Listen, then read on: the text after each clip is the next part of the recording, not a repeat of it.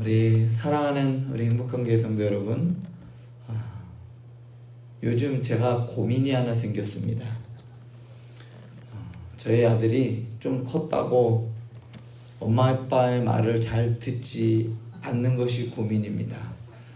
학교 가기 전까지만 해도 이렇게 해야 된다라고 하면 마지못해서 하는 신용이라도 했는데, 이제는 뭐 하나 시키면 아니 그거 아니고 아니 그게 아니고 이제 일단 아니라고 질러놓고 봅니다. 그래서 참 아이를 키우는 게 쉽지 않구나, 어떻게 아이를 가르쳐야 할지. 저희 아내는 주로 아이를 설득하고 이해시키는 반면에 저는 매를 들어야 한다는 입장입니다. 그래서 때로는 둘이 이야기가 좀 말이 의견이 엇갈려서 다투기도 합니다. 아무튼 아이를 설득하든 혹은 아이에게 매를 들던 저희 아내나 저나 아이를 바른 길로 인도하기 위한 목적은 같습니다. 이처럼 훈육이라는 것은 사람을 죽이기 위한 것이 아니라 사람답게 만들기 위한 목적이 있습니다. 때로는 훈육을 피하려고 합니다. 관계가 틀어질까봐 혹은 감정이 상할까봐, 옆에 있는 친구나 이웃, 또 가까이 있는 교회 안에 있는 구역원들에게 이것은 좀 아닌데 하면서 성경적으로 권면을 하려고 하다 보면 이 사람이 나를 이상하게 생각하면 어떨까? 이 일로 인해서 저분이 상처받아서 또 교회 안 나온다고 하면 어떨까? 이런 생각에 훈육과 권면을 피하기도 합니다. 오늘은 특별히 훈육, 사랑으로 세우는 길이라는 제목으로 우리 훈육과 권면에 대해서 한번 살펴보려고 합니다. 먼저 오늘 말씀 18절 보면, 내가 내 아들에게 희망이 있은즉 그를 징계하되 죽일 마음은 두지 말지니라 라고 합니다. 하나님께서는 사랑의 이름으로 우리에게 훈육을 하라라고 명령하십니다. 왜냐하면 훈육은 파괴하는 것이 아니라 살리는 길이기 때문입니다. 오늘 본문 18절에서 징계하라라는 이 히브리 단어는 단순한 체벌, 그것을 의미하는 것이 아니라 훈련하고 가르치는 것을 의미하는 것이기 때문입니다. 잘못된 길로 가고 있는 아이를 바른 길로 가게 하기 위한 것, 가르치는 것, 이것이 훈육입니다. 여기서 중요한 점은요, 징계의 목적은 변화이지 파괴가 아니라는 말입니다. 또한 오늘 말씀에서 희망이 있다라는 표현에서 여기서 희망이라는 말은 막연한 가능성에 대한 바람이 아니라 하나님의 회복과 생명의 가능성을 의미합니다. 지금 당장은 말을 잘 안 듣는 것 같지만 훈육을 통해 결국 살아날 가능성이 있는 존재라는 말이죠. 또한 훈육을 하지 않는 것은 결국 파멸을 방치하는 것과 같습니다. 말씀에서 보면 그를 징계하되 죽일 마음은 두지 말지니라 라는 말은 문자 그대로 그의 죽음에 너의 마음을 들이지 말라라는 뜻입니다. 즉 징계를 하지 않는 것은 사실상 그를 죽음에 내버려 두는 것이다 라는 겁니다. 분명히 자녀가 잘못된 길로 가고 있는 것을 알면서도 그냥 내버려 두는 것은 결국 그 아이를 파멸하게 만드는, 파멸의 길로 그냥 가게 내버려 두는 것이라는 말입니다. 우리 공동체 안에서도 이러한 권면은 반드시 있어야 하는 겁니다. 분명히 잘못된 길로 가고 있어서 저분이 저걸 하면 안 되는데, 도박을 하면 안 되는데, 또 저런 말을 하면 안 되는데, 그럴 때에 그를 사랑하는 마음에서 하는 권면은 꼭 필요하다라는 겁니다. 팀 켈러 목사님은 진정한 사랑은 감정을 넘어선 책임이다 라고 말했습니다.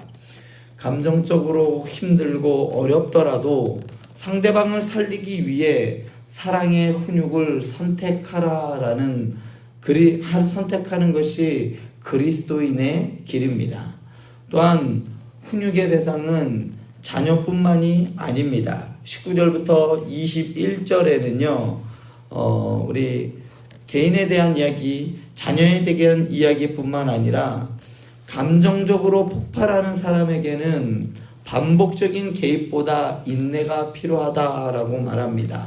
오늘 19절 말씀 보면 노하기를 맹렬히 하는 자는 벌을 받을 것이라. 내가 그를 건져주면 다시 그런 일이 생기리라. 여기서 맹렬하다라는 말은 뭔가를 맹렬히 강렬하게 갈급하면 뭐죠? 그걸 좋아한다는 의미입니다. 맹렬하다는 의미는 좋아한다는 의미와 같습니다. 그러므로 노하기를 좋아하는 자는 스스로 감정을 제어하지 못하는 사람을 의미합니다. 훈육은 모든 문제를 다 해결하지 못합니다. 때로는 하나님께서 다루어 주셔야만 할 문제를 우리가 대신 해결하려고 할 때 오히려 악순환이 반복됩니다. 그러나 훈육을 받아들이는 자는요, 지혜를 얻고 미래를 준비하게 됩니다. 20절 말씀을 보면 너는 권고를 들으며 훈계를 받으라. 그리하면 내가 필경은 지혜롭게 되리라. 여기서 필경이라는 말은 단순히 노년이 아닌, 나이 듦이 아닌 미래의 삶 전체를 아우르는 단어가 바로 이 필경이라는 단어입니다. 즉 지금 훈계를 받아들이는 사람은 장차 지혜로운 자가 되어 복된 삶을 살아간다라는 뜻입니다. 사랑하는 우리 행복한 교회 성도 여러분, 우리는 때로는 지금의 감정에 갇혀서 눈앞에 갈등만을 바라봅니다. 하지만 훈육은 미래를 보는 일입니다. 지금은 아프고 불편해 보인다 할지라도 훈육은 결국 생명과 회복으로 인도하는 것입니다. 그래서 훈육은 삶의 모든 관계 속에서 필요합니다. 또한 훈육은 게으름과 거짓을 바로 잡습니다. 그래서 24절을 보면요, 게으른 자는 자기의 손을 그릇에 놓고서도 입으로 올리기를 괴로워하느니라 라고 말합니다. 이는 단순한 나태가 아니라 행동하지 않는 무책임한, 곧 정신적인 나태를 말합니다. 또한 거짓 증인은 공의를 무너뜨립니다. 오늘날 직장이나 가정에서도 이러한 모습이 있지 않습니까? 훈육은 이러한 사람들을 일깨우고 공동체 전체를 건강하게 만드는 방패와도 같은 역할을 하는 것이 훈육입니다. 교회 안에서는 권명과 또한 뭐가 있죠? 우리 징계, 또 교회 안에서 정당하게 내리는 뭐가 있죠? 권징과 칭의가 그렇습니다. 치리가 바로 그렇습니다. 우리 안에 있는 그 잘못된 부분들을 고쳐나가지 않으면 어떻게 될까요? 귤 한 박스가 있는데 하나의 귤이 상했어요. 그걸 놔두면 하루 지나면 지날수록 한 2, 3일 내에 그 귤박스 전체에 있는 귤들을 상하게 만드는 것을 알 수가 있습니다. 공동체 안에서의 이러한 잘못된 모습은 공동체 전체를 잘못되게 만드는, 썩게 만드는 그러한 역할을 하기 때문에 우리 안에서 그것들을 제하여 버려야 할 필요가 있습니다. 자녀에게뿐만 아니라 공동체에서도, 또한 사회와 직장에서도 마찬가지입니다. 회사에서도 어느 한 사람의 비리를 그냥 놔두면 그것이 점차적으로 커져서 그 기업 전체를 위험에 빠뜨리게 되기 때문에 감사실 이런 것들이 존재하는 것이 바로 그러한 이유입니다. 또한 그러나 모든 사람에게 훈육이 통하는 것은 아닙니다. 오늘 25절 말씀 보면 거만한 자를 때리라. 그리하면 어리석은 자도 지혜를 얻으리라. 명철한 자를 견책하라. 그리하면 그가 지식을 얻으리라 라고 말합니다.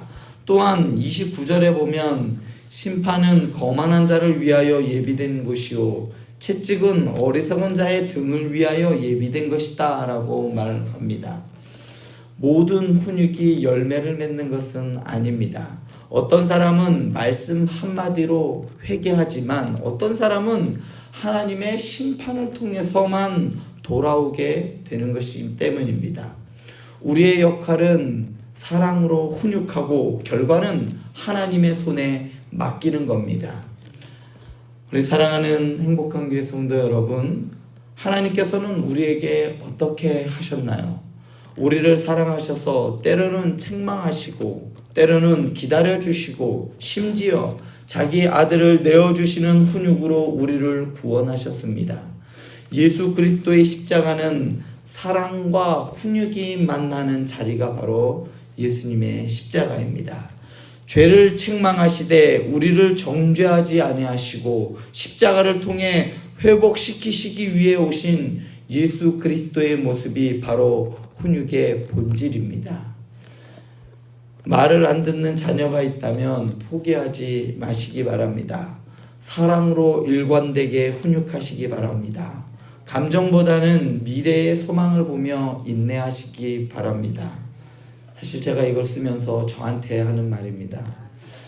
지시를 무시하거나 성과를 내지 못하는 부하 직원이 있다면 비난보다는 교정, 불평보다는 방향 제시가 필요하지 않을까 싶습니다. 진정한 리더는 말씀처럼 훈육하고 기다리고 회복시키는 사람입니다. 또 내가 훈육받아야 할 부분이 있는지 살펴보는 것도 중요합니다. 성령님 앞에 엎드려서 교만함과 방임을 회개하고 다시 하나님의 말씀에 귀 기울이는 자세, 그것이 바로 우리에게 필요하지 않을까 싶습니다. 사랑하는 행복한 교회 성도 여러분, 훈육은 어렵고 때로는 오해받을 수도 있습니다. 하지만 그 길은 생명을 살리는 길입니다. 또한 그 길은 복음의 길입니다. 그리하여서 히브리서 12장 11절에서 히브리서 기자는 무릇 징계가 당시에는 즐거워 보이지 않고 슬퍼 보이나 후에 그로 말미암아 연단받은 자들은 의와 평강의 열매를 맺느니라 라고 말하였습니다. 하나님의 사랑은 오늘도 우리를 포기하지 아니하시고 말씀으로 우리를 훈육하고 계십니다. 그렇기 때문에 우리도 누군가를 사랑할 수 있는 담대함으로 나아가시기 바랍니다. 말씀 안에서 훈육하시고 사랑으로 권면하시기 바랍니다. 그리고 또한 기도 안에서 기다리시며 복음으로 세워가는 우리 행복한 교회 공동체가 되기를 간절히 축원드립니다. 기도하시겠습니다.